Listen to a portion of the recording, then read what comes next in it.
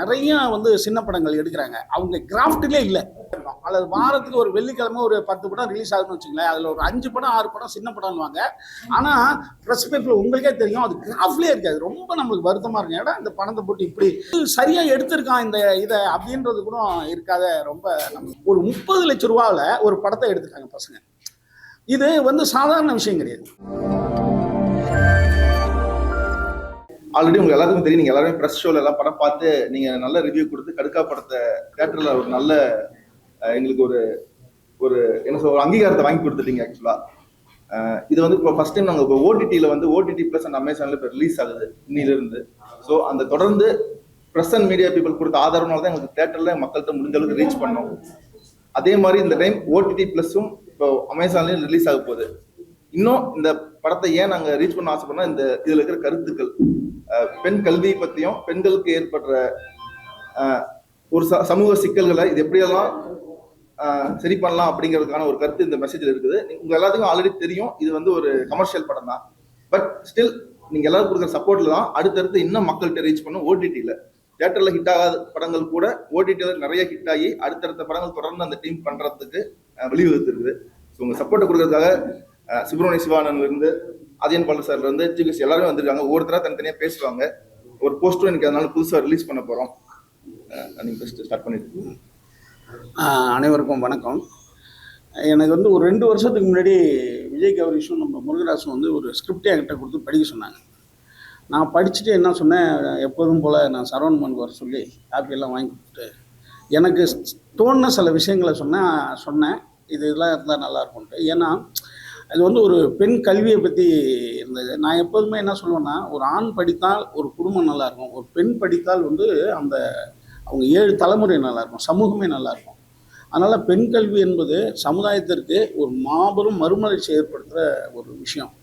அதை வந்து இவங்க அதில் சொல்லியிருந்தாங்க. அடுத்தது இவங்கள்ட்ட திட்டமிடல் இருந்தது. எப்போதுமே என்னன்னு கேட்டிங்கன்னா, ஒரு தொழில் வந்து ஏன் வந்து ஒரு தொழில் முடக்குறதுன்னா, திட்டமிடாததால் நிறையா செலவாகிறதால அவங்க ரிட்டர்ன் எடுக்க முடியாது.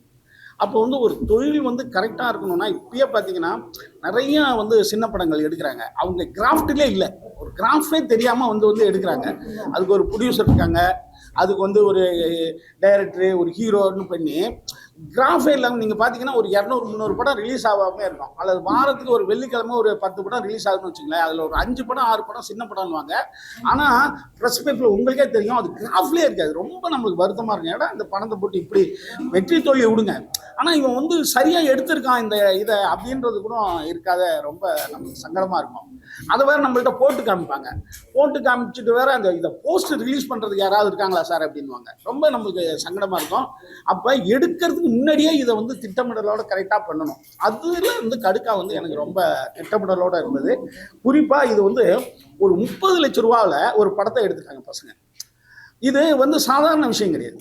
ஏன்னா ஒரு நாளைக்கு இன்னைக்கு வந்து ஷூட்டிங் சும்மா போனாலேங்க குறைந்தபட்சங்க எனக்கு தெரிஞ்சு ஒரு சின்ன படம்ன்றது 3 லட்ச ரூபா ஆயிடுங்க. ஒரு நாளைக்கு 3 லட்ச ரூபா இல்லாமல் நீங்கள் ஷூட்டிங்கை சின்ன படம் பண்ண முடியாது. அப்போ வந்து இவங்க என்ன பண்ணிட்டாங்கன்னா, ஒரு 50,000 ரூபாய்க்குள்ள ஒரு யூனிட்லாம் ரொம்ப கம்மி பண்ணி ரொம்ப திட்டமிடலோட பண்ணியிருக்கிறதுக்காக இந்த பசங்களை ரொம்ப நம்ம பாராட்டணும். அது ரொம்ப முக்கியமான ஒரு விஷயம் இந்த படம் வெற்றி அடைந்ததுக்கு. அடுத்தது இன்னைக்கு இருக்கிற சினிமா சூழ்நிலை என்னன்னு கேட்டிங்கன்னா, முன்னாடிலாம் ஒரு பூஜை போட்டால் டிஸ்ட்ரிபியூட்டர் பணம் தருவார். அதை வச்சு ஒரு 50% வந்துடும் அதிலே. அப்புறம் அந்த 50% படத்தை எடுத்துருவாங்க. அதுக்கு பிறகு பாதி படம் முடிஞ்சிருச்சுன்னு சொல்லிட்டு திரும்பி கொஞ்சம் ஃபைனான்ஸ்கிட்ட வாங்கி படத்தை முடிப்பாங்க. முன்னாடி இருந்தது. அப்புறம் என்ன ஆச்சுன்னா, அதாவது டிவியில் வந்து ஒரு அமௌண்ட்டு போகும். ஃபஸ்ட்டு படம் பூஜை போட்ட உடனே போயிட்டு டிவிக்கு வந்து ரைட்ஸ் விற்கிறது அது இருந்தது. இப்போ டிவியும் அந்த ரைட்ஸ் எல்லாம் இப்போ இல்லாமல் இருக்குது. அப்போ அதுக்கு பிறகு குறிப்பாக நம்ம கொரோனா டைமில் ஓடிடி பயங்கர பூம் ஆச்சு. அதில் என்னன்னு கேட்டிங்கன்னா, நிறையா பெரிய ஆட்கள்லாம் போய் பணத்தை வாங்கி போயிட்டு காலி பண்ணி விட்டாங்க. நிறையா படங்களை பண்ணுறேன்னு சொல்லிட்டு அதுலேருந்து பெரிய ஆட்களையே நிறையா விளையாண்டாங்க. சின்ன ஆளுகளுக்கு கொடுக்க மாட்டாங்க. அவங்க இவனெல்லாம் யாருப்பா, இவனெல்லாம் நம்பி எதுக்குப்பா கொடுக்கறது இல்லை. ஏன்னா பெரும் முதலாளிகள் பெரியவங்க தான் நம்புவாங்க. அது தப்பு கிடையாது. அப்போ வந்து அவங்களும் இப்போ வாங்குறத ஓடிடி வந்து ரொம்ப வாங்குறதே இல்லை படத்தை. அந்த மாதிரி ஆகிட்டாங்க. என்னன்னா, அதாவது கொரோனா டைமில் எல்லாம் வீட்டில் சும்மா இருந்தால் நிறைய பேர் பார்த்தான் சார். இப்போ எல்லாம் ஃபோன் வந்துருச்சு, அது வந்துருச்சு, நிறையா என்டர்டைன் நிறையா ஆயிடுச்சு. அதனால் வந்து ஓடிடியில் நிறைய பேர் வரமாட்டான்னு ஓடிடியும் இப்போ வாங்குறத கம்மி பண்ணியிருக்காங்க. அப்போ ஏன் கம்மி பண்ணிட்டாங்கன்னா என்ன அர்த்தம்னா இவங்க பெரிய விலை சொல்கிறாங்க. அப்போ பெரிய பெரிய ஹீரோ படங்களே நிற்குது, வாங்காமல் இருக்கு. அது உங்களுக்கே சில படங்கள் தெரியும். ஆனால் இந்த பசங்க என்ன பண்ணிட்டாங்க, இவன் முருகராசன் டைரக்டர் அவரு, இவங்கெல்லாம் சேர்ந்து ஒரு 30 லட்ச ரூபாவில் படம் பண்ணிட்டாங்க. எப்போதுமே என்னன்னா புதிய அலைகள்னு 1960 புதிய அலைகள்னு ஒன்று பிரெஞ்சு சினிமா வந்தது. ஹாலிவுட் சினிமாவே வந்து 60 வந்து கலாம்லான்னு படம் எடுத்துக்கிட்டு இருக்கும்போது என்னன்னா அது இப்படி கண்ணாம்னான்னு படம் எடுக்கிறான்னு சொல்லிட்டு பிரெஞ்சில் வந்து துர்ஃபோ அப்படின்னு மிகச்சிறந்த பத்திரிகையாளர் அவர்லாம் வந்து என்னன்னா ஹிச்காக்கே வந்து பயங்கரமா இன்டர்வியூ எடுப்பார். கண்ணாம்னான்னு இன்டர்வியூ எடுப்பான் துர்ஃபோ, கலங்க விடுவான் எல்லா டயட்டுக்கு. அவன் வந்து என்னன்னு சொன்னா அவனை என்ன சொல்லிட்டாங்களா, எல்லா சினிமாக்காரங்களும் எல்லா சினிமாவும் கிளின்னு கிளிக்கிற, நீ ஒரு சினிமா எடுத்து கட்டுறான் அப்படின்னு ஒன்று அவன் 400 ஃப்ளாப்னு ஒரு படம் எடுத்தான்.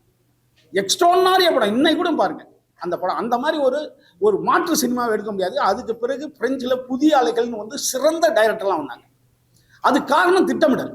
சின்ன காசுல மிகச்சிறந்த விஷயத்தை சினிமாவில் பதிவு பண்றது. அப்படி ஒரு பதிவு பண்ணியிருக்காங்க இவன் முருகராசன் எல்லாமே. இது ஒரு நல்ல தொடக்கம். இந்த மாதிரி படங்கள் நிறையா வரும்போது ஓடிடியும் வாங்குவாங்க, படம் போட்ட பணமும் திரும்பி வந்துடும். அதனால இந்த பசங்களை நம்ம பாராட்டுவோம்.